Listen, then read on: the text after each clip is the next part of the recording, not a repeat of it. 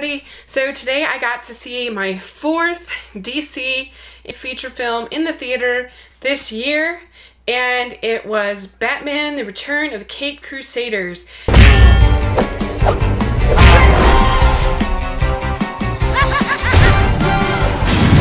Holy entree, Batman.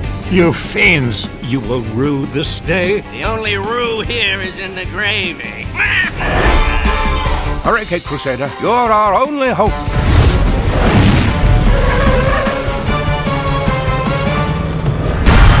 And this film is an animated film, and it is an homage to the 1966 Batman television show and movie.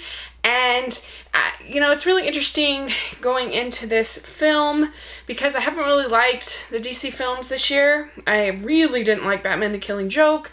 And so here was an attempt to throw back to something that's lighter, something that's a little bit more humorous in tone. And would I like that? And would I like that take on these characters? And so, yeah, I was kind of curious to see what they could come up with. And the Batman, the TV show and the movie, it's an interesting thing because I was talking to a friend of mine who feels that show was actually making fun of the comic characters. I actually disagree with him on this issue. In my opinion, I'm no expert on the show. It's not like I've seen every episode or anything like that. But in my opinion, it's not that they're making fun of the comics. There's certainly comics from that era that have that feel. And in the 40s and 50s, I think Batman was invented in 1939, if I'm not mistaken.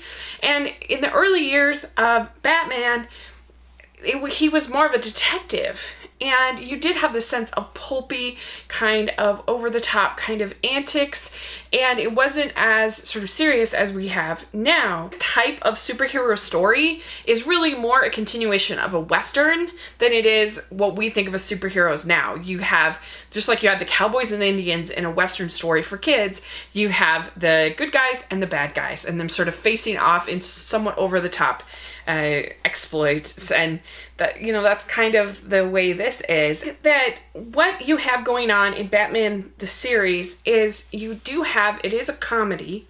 It's trying to make you laugh, but it's not a parody. It's not making fun of those things. It's actually a satire.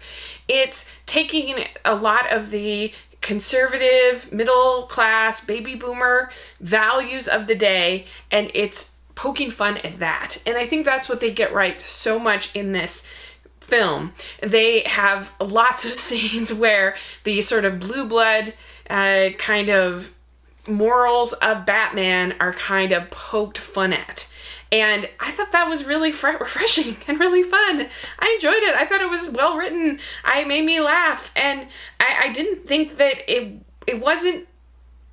You could not see any of the recent Batman movies in the last 30 years and you could still enjoy this, because it's not like it was a parody film where they were, bringing up, it's not like the Lego movie at all, where the Lego movie, Lego Batman, it looks like is going to be kind of poking fun at Batman over the course of these last years.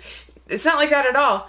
This is more sort of just kind of playing fun with sort of this old-fashioned idea of right and wrong, and him put in these kind of situations where somebody who sees something as completely black and white is kind of forced to kind of make decisions and sort of and you laugh at that because it's so stark. And something like, there's a funny joke where he says, they've got to get to the criminal, and he says, oh well, jaywalking is dangerous, let's go, got to get to the crosswalk. Go fast. But we're in a hurry, Batman. Jaywalking is extremely hazardous. Gosh, yes, you're right, Batman. Quickly, Robin, to the crosswalk. I think that you have a lot of funny sort of moments like, holy gravy, Batman. You got a lot of that in there with Robin and with Burt Ward and Adam West as their voices, Julie Newmar's in here as Catwoman, and she's definitely sort of satirizing the femme fatale kind of a thing that you would have seen a lot in the 60s, and kind of playing up that, making fun of that.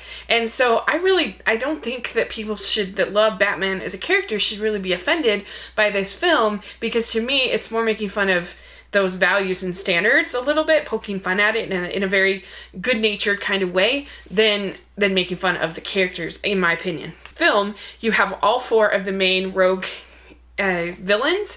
You got Joker, you got Riddler, you have Penguin, and you have Catwoman, and the vocal performers are having the time of their lives with these characters. I particularly liked the Riddler. I thought that he sort of popped off those riddles really quickly, and it was a lot of fun.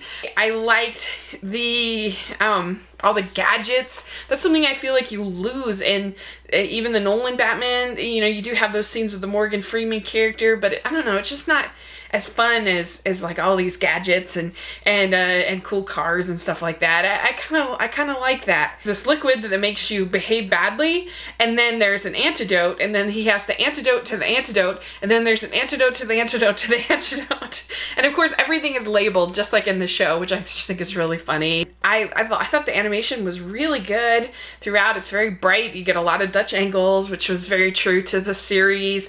And of course, you get the bam, pow, boom, pow, which were a lot of fun. Also thought the music, they took the old theme from the show and also then kind of added to a very jazzy sort of feel. I thought it really worked. It's just the kind of superhero movie that I like. It made me smile, and I'm really excited for the next one, because the next one's gonna have William Shatner as Two-Face, which is gonna be awesome. I'm so thrilled for that.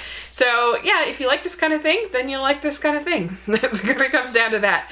And so I would give this a solid B. It does wear out its welcome a little bit, and it is somewhat episodic. So if that bothers you, it's definitely, there's sort of 2 stories. It feels kind of like an episode, 2 episodes to a TV show. Yeah, but otherwise I give it a B, and I recommend you check it out. I think it'll be a refreshing break from what we have seen this year in superhero world. So thanks so much. Please subscribe to my channel and let me know what you think if you get to see it. And I'll talk to you later. Bye.